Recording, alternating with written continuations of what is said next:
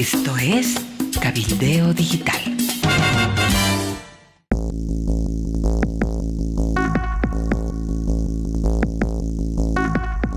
Hola, ¿qué tal amigos? Un abrazo cordial para todos ustedes. Les doy la bienvenida a Cacho Herrera.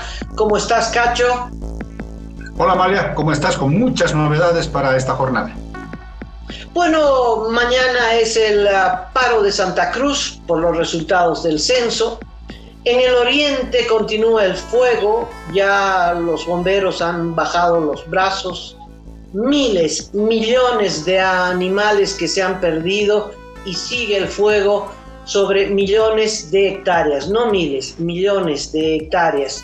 Bueno, hay varias otras novedades. Una de ellas es que en el Alto hoy no hay paros ni bloqueos. La razón, el fútbol. Estaremos hablando de Marcet, estaremos hablando de Honduras y el narcotráfico, en fin, un montón de temas apasionantes. Cacho, ¿por dónde empezamos? ¿Te parece si comenzamos por Santa Cruz? Santa Cruz de alguna manera tiene varias aristas. Una efectivamente la que tú has mencionado, del paro cívico de 24 horas dispuesto para este viernes. Amalia, después de 2 años, Santa Cruz va a un paro, en este caso de 24 horas. Diríamos algo así como del paro de los 36 días en 2022 al paro de 24 horas de 2024. La razón es la misma, porque en 2022 exigían que se realice el censo, que el gobierno no quería llevar adelante, y este año es por el censo también, pero los resultados que a todas luces no son los que esperaban las regiones y el conjunto del país. Así que veremos si esta medida se cumple. Prácticamente todos los sectores, excepto algunos sectores ligados al masismo, han decidido acatar el paro. Así que mañana otra vez las rotondas, las avenidas, las carreteras estarán obstaculizadas para que la gente no transite y con esto deje mostrar su protesta por los resultados del Censo Nacional. Una de las estrategias de los gobiernos autoritarios, dictatoriales del siglo XXI, estos como Maduro, es que cada vez que la oposición llama a una marcha, también el gobierno convoca a una paralela. Y Arce ha convocado a una marcha para el 10 de septiembre. Esto para contrarrestar los bloqueos de los ponchos rojos, el paro de Santa Cruz y la movilización del levismo que comenzará el 17, es decir, una semana después de la movilización del gobierno. El gobierno hace 2 cosas de manera muy eficiente: tomar presos a inocentes, a la gente de oposición, perseguirla, procesar. Son eficientes que ni te digo. Cumplen un manual estricto de una eficiencia grande. Y la segunda es organizar marchas, ¿no? Organizan marchas, gastan tu plata, mi plata, la plata del pueblo, porque esas marchas no son gratis. Y entre tanto, el oriente del país, Cachito, está sumido en el fuego. No cientos, sino millones de hectáreas se están perdiendo. Y ya Defensa Civil, los bomberos voluntarios han levantado las manos porque el fuego les ha ganado.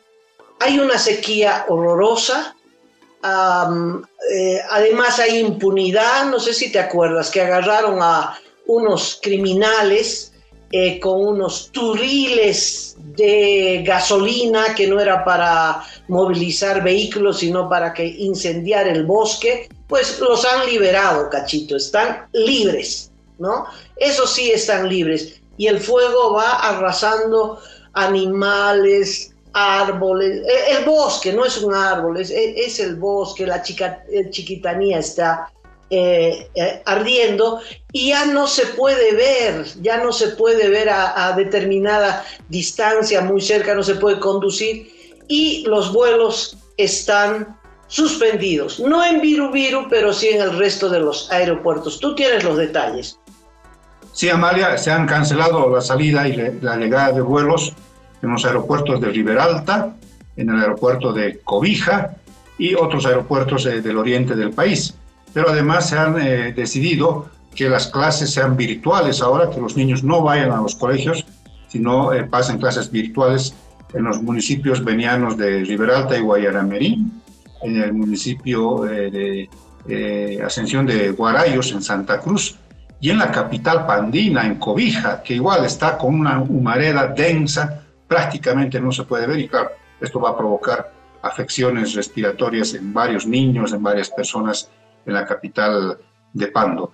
La cosa está muy complicada. El nuevo ministro de Medio Ambiente y Agua, el señor Alan Lisperger, ha señalado una cosa que es bien complicada. Dice que hay en este momento 59 incendios forestales activos que se están uniendo en muchos casos, Amalia, o sea, se crecen y se juntan y han conformado 7 complejos de incendios en el país. Y esto ya es pues incontrolable, ¿no? Imagínate, si se juntan los incendios, está quemando una mayor cantidad de extensión de tierra, bosques, pastizales, y lanzó una especie de alerta ayer. Ojalá el gobierno, por ejemplo, decida contratar esta nave gigantesca para para descargar agua sobre estos incendios. Algo tiene que hacer de emergencia, ¿no? Si son ya complejos de incendios, ya estamos hablando de otra cosa. Sí, leí un informe que en los últimos años, la última década, se han perdido 40 millones de hectáreas a consecuencia de los incendios. Y los loteadores, los avasalladores, están dichosos, Cachito, están dichosos porque cuando termine esta tragedia, esta pérdida descomunal de la mayor riqueza que tiene el país, ellos avasallarán, lotearán, venderán, se harán ricos. Lo que más me indigna es lo que te conté de este juez en Santa Cruz que liberó a estos canallas, a estos criminales que se los ha pescado con la gasolina en la mano, incendiando. No son incendios naturales, son incendios provocados. Y toda la gente que provoca esto es del MAS, es gente del MAS. Y protegida, por lo tanto, por el INRA, protegida por el gobierno. Como tú dices, el gobierno no hace nada. Gran diagnóstico del ministro, pero no hace nada. Quedan 150 millones de dólares en el Banco Central. Por favor, que los gasten contratando estos aviones y que hagan lo posible para frenar y apagar el fuego. Se los van a gastar en cualquier otra cosa, en financiar y en subvencionar a las empresas deficitarias del gobierno. Con eso, con toda seguridad. Hay un estudio de un diputado que era de Comunidad Ciudadana y ahora me parece que se pasó al bando de Manfred Reyes Villa. Bueno, pero al margen de eso es un estudio muy interesante. Pedrazas apellida este diputado, que dice que 14 empresas estatales deficitarias han arrojado en los últimos años una pérdida de 3.000 millones de bolivianos. Esas pérdidas, como las empresas siguen funcionando, las absorbe el Banco Central, préstamo. Bueno, paren de financiar el desastre y inviertan, por favor, en frenar el fuego en el oriente. Uno de los elementos adicionales, Amalia, en este tema es que una de las resoluciones de la última Asamblea de la Cruceñidad es precisamente el exigirle al gobierno que tome cartas en el asunto en el tema de los incendios forestales. Y vamos a reiterar este pedido al presidente Luis Arce, que quizás en lugar de ir a entregar algunas viviendas de carácter social, algunas obras menores en los municipios, vaya a los lugares donde se están produciendo estos incendios y verifique cómo están muriendo calcinados reptiles, pequeños osos perezosos. Es grave lo que está ocurriendo, cómo los niños no pueden ni siquiera respirar, la gente no sabe qué hacer, teme que su casa a cualquier momento se incendie, se vaya devorada por el fuego. Sería bueno que el presidente un poquito se tome un baño de realidad yendo a estos lugares para que además entienda que es urgente, que es realmente urgente que se haga este tipo de contrataciones porque ya todas las capacidades de la gobernación cruceña, de la gobernación beniana, de la propio Viceministerio de Defensa Civil, ya están siendo sobrepasadas y se necesita ayuda internacional. Que no la ha solicitado. ¿Sabes? Es un gobierno que no hace nada, Cacho, que no hace nada, que no toma ninguna decisión, excepto meter presos a los de la oposición y organizar marchas para autoapoyarse, ¿no? Es grave, es muy grave. Después de eso, no hace nada. A propósito de eso, y cambiamos de tema, Cacho, hay un pronunciamiento de la empresa privada. Sí, Amalia, el presidente de la Confederación, Giovanni Ortuño, ha señalado ayer, a propósito de los 62 aniversarios de la Confederación, que los acuerdos con el gobierno, estos 17 últimos acuerdos, están avanzando lento, son insuficientes, ha calificado, pero que si no se hacen algo, la crisis económica se va a poner más dura en el curso de las próximas semanas. Él dice, están avanzando lento, pero lo peor es la inacción. Y entonces dirigió su mensaje hacia los parlamentarios. Me imagino, no lo ha dicho explícitamente, reclamándoles la aprobación de los créditos varados en el órgano legislativo, ¿no? Pero da esa sensación de que no están marchando en el ritmo que se quisiera los acuerdos con el gobierno, estos 17 acuerdos, y hay que de una vez activar a todas las instancias de poder, en este caso al legislativo. Solamente como un ejemplo, Amalia, te acordarás que entre los 17 acuerdos estaba la conformación de un gabinete turístico, que, por ejemplo, en la mirada de Carlos Hugo Molina, de Gonzalo Chávez, es una manera de inyectar rápidamente recursos, ¿no? Porque dinamiza mucho a muchos sectores rápidamente. Hasta ahora, pasadas 2 semanas y un poco más, no hay noticias del gabinete turístico, ¿no? Entonces, así están manchando las cosas muy lento. Recién se estaban cumpliendo hace unos días los acuerdos, algunos acuerdos de febrero de este año, y la verdad, como tú dices, no hay una especie de motivación, no se siente que el gobierno tenga ganas de hacer las cosas. A propósito de lo que dices, Cacho, el estudio que hizo este diputado Pedrazas, y vuelvo sobre este tema, es muy interesante porque son 3.000 millones de pérdidas en 5 años. ¿Sabes cuánto es eso? 400 millones de dólares y un poquito más. Es decir, 2 veces, 3 veces la reserva monetaria del país en cash, en efectivo, en divisas. Y esto es lo que hay que seguir subvencionando. Y la lista de las empresas deficitarias son Mi Teleférico, lamentablemente, que es la que más pérdidas arroja, y eso hay que subvencionarlo. Luego están empresas como BOA, está la empresa azucarera de Buenaventura, obviamente, y bueno, y otras, el TAM, la empresa pública Quipus, por Dios, Quipus, ¿no?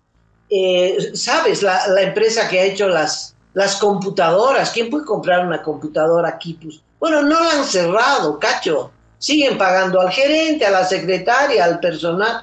Bueno, 14 en total, que hay que pagar todos los meses los sueldos, el déficit, en fin.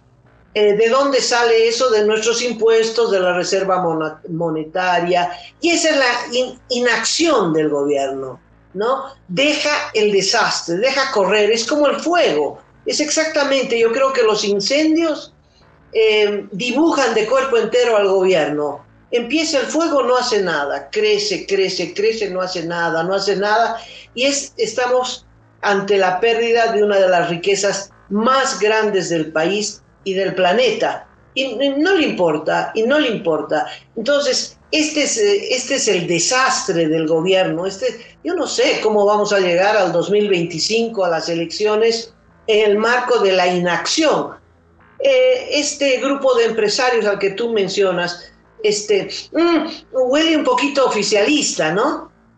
Quieren alguna cosa a cambio del gobierno, alguna dádiva del gobierno a cambio de este respaldo que el Parlamento apruebe los créditos. Yo no sé cuán importantes son esos créditos. No hay ninguno de libre disponibilidad. Son créditos direccionados a un camino, a una obra, a una cosa así, que no van a resolver la crisis, así los aprueban. Lo único que dice la oposición y el alegato de frenarlos es porque, primero, el gobierno no aprueba las leyes en contra de sus jueces prorrogados. Y segundo, es endeudar al país al cohete. Bueno, Cacho, cambiemos de tema. Sí, Amalia, porque en medio de esta inacción gubernamental, lo que sí hacen los personeros del gobierno es lanzarse con declaraciones inapropiadas, con unos exabruptos, pero realmente indignantes, como ocurrió con el ministro de Gobierno la pasada jornada, que retomó su protagonismo en los medios de comunicación. Estaba bastante callado después de que en el seno del Ejecutivo se le criticara que estaba ahí medio de candidato porque se iba a la entrega de obras, ya estaba ahí con su propia estrategia, le jalaron las orejas, se calló, volvió y directamente a atacar a la diputada Luisa Nayar, realmente con una cosa que ha causado mucha indignación, mucho rechazo, pero también en el fondo dicen algunos que podría ser una estrategia para desviar la atención por los problemas que hay. Pero el exabrupto ha quedado. Realmente lo que hizo ayer Eduardo del Castillo es impresentable desde cualquier punto de vista.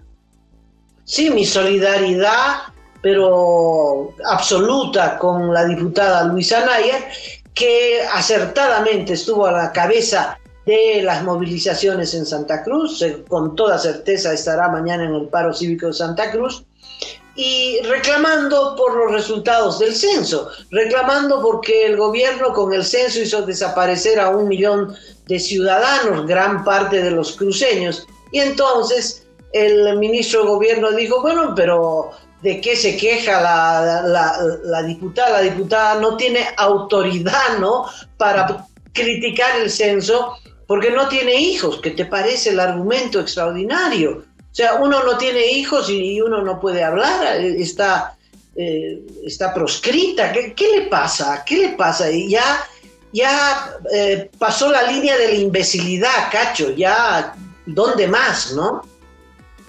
Sí, sí. Y mientras ocurría esto, mientras se daba esta muestra patética de ignorancia y de misoginia, cambiando un poquito de tema, don Sebastián Marcet los estaba desmintiendo a él y a su viceministro de régimen interior. Espera, cambiemos de temas. Espera un ratito, hagamos un punto aparte y empecemos capítulo narcos. Cacho, ¿qué pasó? Cuéntame desde el principio. Esto es muy, es increíble prácticamente, para decirlo en una palabra.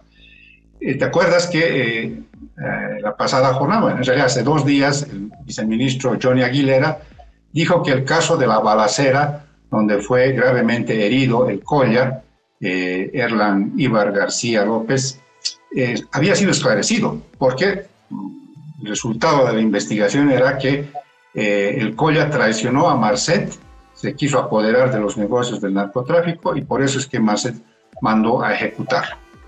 Entonces, para Aguilera eso estaba resuelto y ya no había nada más que hablar. Bueno, resulta que Marcet, a través de su abogado, el señor Morato, se comunicó con el diario cruceño El Deber. Un contacto muy breve y el abogado dijo, a nombre de Sebastián Marcet, quiero decir que no tiene nada que ver. No ha ordenado nada, o sea, no sabe nada además, o sea que no estén echándole la culpa por algo que no tiene nada que ver. Esta es una versión del abogado, por supuesto, no es la verdad absoluta, es la versión del abogado, pero que desmiente la versión del gobierno en sentido de que fue Sebastián Marcet el que mandó ejecutar al Colla y que entonces queda resuelto el caso. Hay mucho que investigar, entonces cobra mucha fuerza esta hipótesis que tú mencionabas ayer, de que no solamente es el sistema judicial el que está protegiendo a los narcos, en este caso a Marcet y toda su organización, sino que también hay protección gubernamental, porque claro, cerrar así a topa y tolondras el caso, como que dar por resuelto el asunto para que ya a nadie investigue sobre el tema, es una forma de protección, por supuesto que sí. Sí, de oscurecer la investigación, ese odio a la verdad, ¿no?, que viene desde Venezuela y cruza por todos estos gobiernos. Cacho, se produjo la balacera. En la balacera, en realidad no hubo balacera porque no hubo intercambio, solamente fue un atentado, ráfagas contra el vehículo en el que se movilizaba el Colla, que debía estar en Palmasola y estaba ahí en Cotoca, ¿no? Haciendo negocios de narco. Bueno, el atentado mata al chofer, 5 disparos contra el Colla, no muere al instante, que el objetivo era sin duda matarlo. ¿Será porque no pagó o será para quitarle sus negocios? Mira que de manera paralela aparece esta pista de aterrizaje, 9 avionetas, rarísimo, el gobierno acaba de enterarse, ¿no? El único detenido del caso es una señora, porque el carro quedó paralizado ahí con las balas, los muertos, los heridos, y en fin. Entonces hay una mujer que está ahí en la escena afuera, ¿no?, dentro de la vagoneta afuera, y entonces llama a la policía, asiste al herido, trata bueno, ahí está, ¿no?, tratando de ayudar. Es la única detenida, Cacho. Es que sí, había otras 2 personas en el asiento posterior del vehículo, sí, que al parecer ellos responden, sí, también con disparos de arma de fuego a los atacantes. María Fernanda, que es la detenida, y llega por una llamada telefónica que le hace precisamente el Colla para que vaya a auxiliarlos. Sospechosamente ella saca varias cosas del vehículo, parece que son entre papeles, me imagino que quizás dinero, algunas o armas de fuego, y entonces ella, junto con esas cosas, lleva al Colla a una clínica muy prestigiosa en la ciudad de Santa Cruz. Entonces, el Colla en este momento está con un coma inducido, se le ha dado 50 días de impedimento, está en calidad de aprehendido, o sea que hay policías afuera de la sala de terapia intensiva para que no escape, y lo que pueda decir es realmente importante, ¿no?, qué es lo que finalmente ocurrió. Si confirma la versión del gobierno de que esto fue un ajuste de cuentas y una orden directa de Marcet, o que es una pelea entre grupos de narcotraficantes por esto que tú dices, por quitarse espacios, escenarios de negocio del narcotráfico, a vista y paciencia del gobierno, porque ahí está el aeródromo, están las avionetas y está una cantidad enorme de droga decomisada, incautada a Marcet en Europa. Tú tienes los detalles, Amalia. Sí, ahora te cuento, pero entonces esta mujer no era una transeúnte que socorrió, que era la versión que yo tenía, no. Llega porque alguien la llama. Ahora es interesante que ella aparece primero antes que la policía, porque en Cotoca hay policía también. Alguien podría llegar frente a una balacera de esa magnitud, no llega nadie. Llega, parece alguien que es del grupo, ¿no? Del grupo, lo que tú dices, es alguien vinculada al propio Colla. Entonces está detenida, además de los 2 que iban atrás, que no sé si están heridos. Me parece que están heridos también. No se sabe a ciencia cierta, Amalia, porque han escapado. O sea, salieron como pudieron del vehículo, sí, y se metieron al monte, y no se sabe ya de ellos, están siendo buscados por la policía. Bueno, es de una eficiencia impresionante. Hay una balacera, no llega la policía, pero llega una mujer, socorre al Colla, lo saca del bus, lo lleva a una clínica y la policía no aparece. Como no aparece, los sobrevivientes escapan. Bueno, normal. De una eficiencia la policía. Bueno, te cuento, droga de Marcet. Parece que el clan Marcet funciona y sigue funcionando. Primero que es capaz de desmentir al gobierno boliviano, llama periodista del Deber, dice no tengo nada que ver en esa matanza. Lo que significa que no hay ruptura con el Colla y que el Colla seguía operando para Marcet. Bueno, en el Paraguay hay una noticia sobre la incautación de casi 4 toneladas de droga en Portugal. Llega un barco con harina de soya, y debajo de la harina de soya casi 4 toneladas, 3,6 toneladas de cocaína. ¿De dónde partió este embarque? Salió de el Paraguay, llegó a la costa de Uruguay, en Montevideo. Revisaron los contenedores, Cacho, revisaron los contenedores en Uruguay, en Paraguay también no había nada, solo había harina de soya, pero la policía de Paraguay dice, después de la revisión, el barco donde se metieron los contenedores todavía se queda en el puerto de Montevideo 2 días más. O sea, primero revisan, pero el barco se queda. Y luego se hace una escala, me parece, no sé dónde, y termina en Portugal y caen las 4 toneladas por alerta del Paraguay. Bueno, ¿qué dice la policía del Paraguay? Es droga de Marcet, lo que significa que es un clan que está operando. ¿Y de dónde va a salir esa droga, Cachito? ¿De dónde va a salir? De Bolivia. De Bolivia, ¿de dónde más va a salir?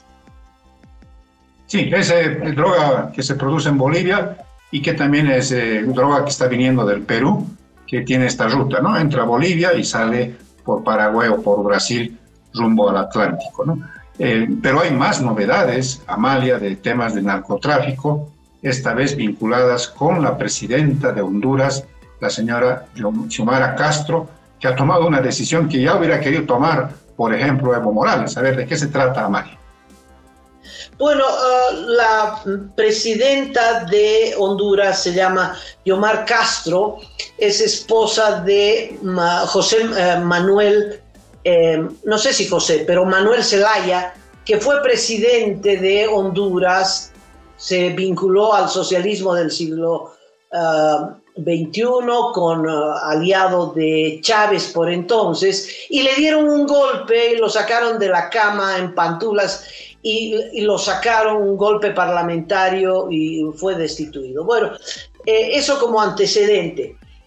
No te olvides que antes del triunfo de Xiomara Castro, que está vinculada a Venezuela, había gobernado José Orlando Hernández, que era de derecha. Bueno, cuando terminó su mandato, vino a Estados Unidos y se lo llevó del cuello, lo han procesado en Estados Unidos y le han dado 40 años de prisión por vínculos con el narcotráfico.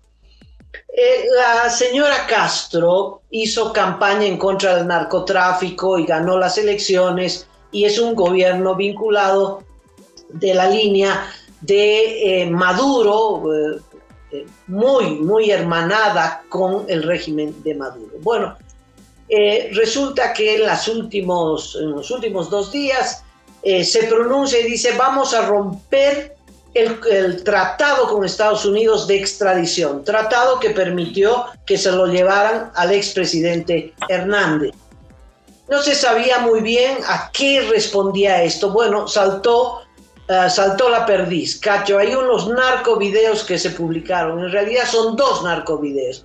Un primer video que lo da a conocer la Embajada de los Estados Unidos en Honduras, que muestra al cuñado de la presidenta, hermano de Mel Zelaya, que era viceministro de Defensa, además del comandante de las Fuerzas Armadas de Honduras, con Diosdado Cabello en Venezuela. Diosdado Cabello es el comandante de la droga del clan de los Soles, ¿no? Entonces, bueno.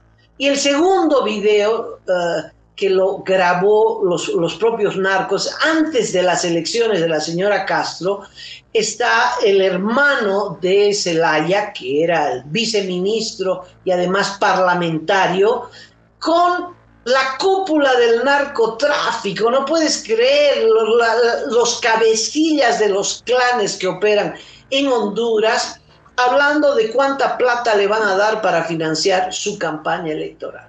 Entonces está claro que fruto de este escándalo, que la señora Castro, presidenta de Honduras, se defiende y dice, me quieren hacer golpe de Estado, me quieren hacer golpe. Bueno, tendría que renunciar después de este video. Lo concreto es que rompe el tratado de extradición para defender su propio pellejo, para que no se la lleven a ella también, ¿no?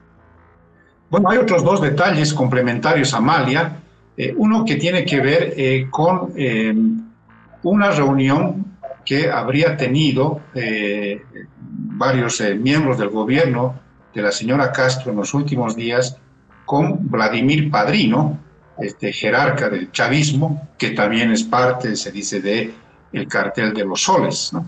La embajadora de Estados Unidos en Honduras le hizo saber a la presidenta su extrañeza, su preocupación por esta reunión con Padrino, ¿no?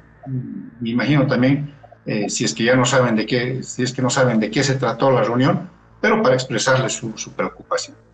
Y el segundo detalle, Amalia, es que el juzgado que condenó a José Orlando Hernández, expresidente de Honduras, por narcotráfico a 45 años de prisión, es el mismo juzgado que ha solicitado la extradición de Maximiliano Dávila aquí en Bolivia. O sea que más o menos ya sabe don Maximiliano Dávila lo que le puede ocurrir si es que llega a manos de este juzgado de Nueva York que condenó una especie de sentencia histórica a un expresidente hondureño por delitos de narcotráfico. Está condenado a 45 años, prácticamente va a morir en la cárcel el expresidente de Honduras por temas de narcotráfico. Cacho, no es Dávila el que está en peligro. Dávila es el principio. Detrás de Dávila el riesgo es Evo Morales. Ese es el punto, ¿no? Y claro, te imaginas al expresidente de Honduras, 40 años, 45 años, y los vínculos con Venezuela, esa es la esencia, ¿no? El narcotráfico ha tomado un estado poderoso que antes producía petróleo y que ahora es la punta de lanza de la exportación de cocaína. Tú no te explicas cómo es que Venezuela puede sobrevivir si no es con negocios ilegales, tanto del oro como del narcotráfico. Y esta reunión, entiendo, es posible que se hubieran reunido con Padrino también, pero con Diosdado Cabello, ¿no? ¿Qué hacían estos dos altos jefes, ministro de Defensa y comandante de las Fuerzas Armadas, reunidos en Venezuela con la cúpula del gobierno, pero con esa cúpula vinculada probadamente con el narcotráfico? Y luego aparece este video. ¿Has visto cómo es el narcotráfico, no? Son los narcotraficantes los que hicieron este video y lo sueltan oportunamente, ¿no? Lo sueltan oportunamente y claro, después de este escándalo y de esta prueba, no sé cómo pueda sobrevivir la señora Castro en el gobierno de Honduras. Esta es una secuencia muy interesante, Amalia, que por supuesto tiene que ver con esta decisión de Maduro y de querer aferrarse al poder, porque ya le han incautado el avión en República Dominicana, ya han encontrado nexos que tienen que ver con el narcotráfico, con el poder político de Honduras, y para hoy día, Amalia, esto es un reporte de Infobae, Estados Unidos anuncia duras sanciones contra el régimen de Maduro por sus crímenes de lesa humanidad. Dice el reporte lo siguiente, Amalia: la Casa Blanca tiene previsto anunciar hoy fuertes sanciones contra represores oficiales de inteligencia y determinados miembros del Tribunal Supremo de Justicia y del Consejo Nacional Electoral. Entre comillas, la decisión está tomada y las listas de los sancionados está confirmada. Se anunciará este jueves en la mañana si el presidente Joe Biden no decide postergar la difusión de las medidas, aseguró una fuente muy confiable a Infobae. Entonces, son cosas que están pasando día a día para presionar seguramente a la salida de Maduro, porque se le está acortando el tiempo, se está achicando las posibilidades ya de una negociación, si es que hubiese habido esa posibilidad, ese escenario en manos del dictador venezolano. Y colorín colorado, Cachito. Sí. Bueno, nos despedimos, Amalia, con esta última novedad, que es el partido de hoy entre Bolivia, y Venezuela. Bolivia juega de local en la ciudad del Alto, primera vez que juega una eliminatoria mundialista en otra ciudad que no sea La Paz. Por tanto, la selección boliviana ya tiene un nuevo fortín, que es la ciudad del Alto, el Titán de Villa Ingenio, así que la gente seguramente a partir de las 4 de la tarde va a estar atenta a lo que pase con este partido de carácter internacional. Si se quejaban por 3.500 de altura del Hernando Siles, los han subido a 4.000 metros, Cachito. Es un lindo estadio por lo que me cuentan, no lo conozco. Sí, está espectacular. Han facilitado, están disponiendo 20 buses municipales para que lleven a los aficionados hasta Villa Ingenio. Todo está, digamos, a pedir de boca. El gramado está espectacular. Han puesto butacas, aunque son provisionales, pero han puesto las butacas que exige la Conmebol. Solamente se requiere que esta tarde Bolivia se haga respetar como local, gane el partido y, bueno, de alguna manera renazcan las esperanzas. Si ocurre lo contrario, mañana todos estarán cabizbajos. Bueno, no hay bloqueos en el Alto. Esa es una gran noticia, es una primicia. No hay bloqueos en el Alto. Hasta mañana. Hasta luego, Amalia. Cuídate, por favor.